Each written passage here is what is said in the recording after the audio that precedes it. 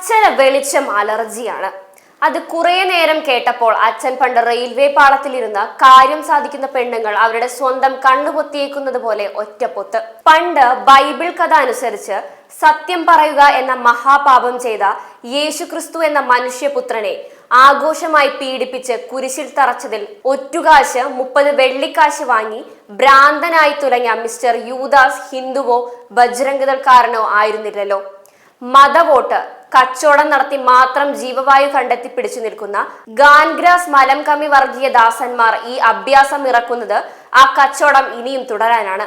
1957 വിഡ്ഢികളായ ജാതി കോമരങ്ങളെ കൂട്ടുപിടിച്ച് വിവരം തൊട്ടു തീണ്ടാത്ത തൊഴിലാളികളുടെ മണ്ടൻ തലയിൽ മലംകമ്മി സാഹിത്യം അടിച്ചുകയറ്റി EMS നമ്പൂതിരി പങ്കപ്പാട് മുഖ്യമന്ത്രിയായി ഭരിക്കുമ്പോൾ ഭരണങ്ങാനത്തെ അൽഫോൻസ മഠത്തിൽ ഈരാറ്റുപേട്ട കാഞ്ഞിരപ്പള്ളി റോഡിൽ തിടനാട് മഹാക്ഷേത്രത്തിലെ മേൽശാന്തി വടക്കേടത്ത മനയിൽ നമ്പൂതിരിയുടെ മകൾ ഗംഗാദേവി അന്തർജനം അക്കാലത്ത് തയ്യൽ പഠിക്കാൻ സൗകര്യമില്ലാത്തത് കൊണ്ട് പോയപ്പോൾ കൊന്തയും വെന്തിങ്കയും കൊച്ചു പുസ്തകങ്ങളും കൊടുത്ത് സ്വർഗത്തിലേക്ക് ഏക റൂട്ട് കർത്താവ് യേശുമിശിഹ ആണെന്ന് വർണ്ണിച്ചും സമ്മർദ്ദങ്ങളും ഭീഷണികളും സമ്മാനങ്ങളും നൽകി ജർമ്മനിക്ക് രാഖിരാമാനം കടത്തിക്കൊണ്ടുപോയി കന്യാസ്ത്രീകളാക്കി. കണ്ടോ വലിയ നമ്പൂതിരി, അതും പ്രമുഖ ക്ഷേത്രത്തിലെ മേൽശാന്തിയുടെ പുത്രി പോലും ഞങ്ങളുടെ മതത്തിന്റെ മഹത്വം മനസ്സിലാക്കി ഹിന്ദുമതം ഉപേക്ഷിച്ചു എന്ന പ്രചാരം കൊടുക്കാൻ രഹസ്യമായി പാസ്പോർട്ട്, വിസ മുതൽ ജർമ്മനിക്കുള്ള ഫ്ലൈറ്റ് ടിക്കറ്റ് വരെ തയ്യാറാക്കിയപ്പോൾ മൈമൂന ഗണ്ഡിയെ കാച്ചാൻ സഞ്ജയ് ഗണ്ഡി തയ്യാറാക്കിയ പരിപാടി ഉമ്മച്ചി അറിഞ്ഞ് പൊന്നുമോനെ ഹെലികോപ്റ്ററിൽ പെട്ടെന്ന് ക്യാപ്റ്റൻ സക്സേനയെ കൊണ്ട് സ്വർഗവാസിയാക്കിയതുപോലെ ഈ പരിപാടി ലീക്കായി. അന്ന് മതേതര കൊണ്ട് വിക്ക് കലാശലായി പൊറുതിമുട്ടുന്ന നമ്പൂതിരിപ്പാട് മുഖ്യമന്ത്രിയും D. ദാമോദരൻ പോറ്റി മതേതരയും കൂടി ഉടനെ നമ്പൂതിരിയുടെ വിശ്വാസരൂപം കാട്ടി ഗംഗക്കുട്ടിയെ ഊരിയെടുത്തു. നമ്പൂതിരി മാനം രക്ഷിച്ച സിനിമയെ വെല്ലുന്ന കഥ അന്ന് ഏറ്റവും പ്രമുഖ ദിനപത്രമായിരുന്ന ദേശബന്ധുവിന്റെ വെണ്ടയ്ക്കയും പടവലങ്ങയുമായിരുന്നു.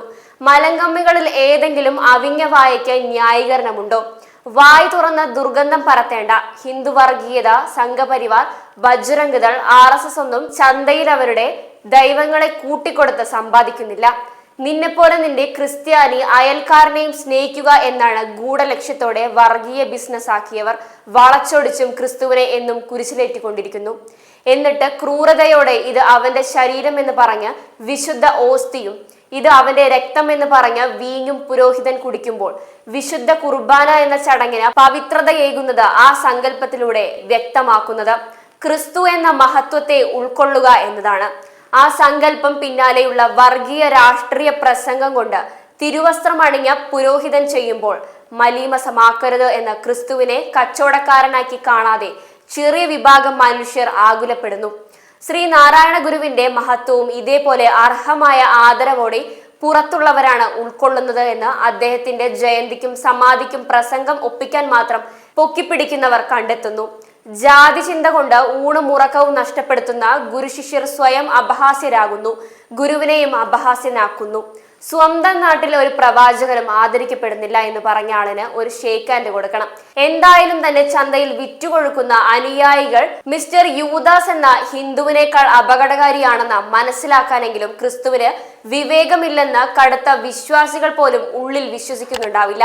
ക്രിസ്തു കച്ചവടം, അള്ളാ കച്ചവടം ഒക്കെ കൊണ്ട് സ്വയം കൊഴുക്കുന്ന മിടുക്കരുടെയും യൂദാസിനേക്കാൾ പരിതാപകരമായിരിക്കുമെന്ന് സംശയമില്ല.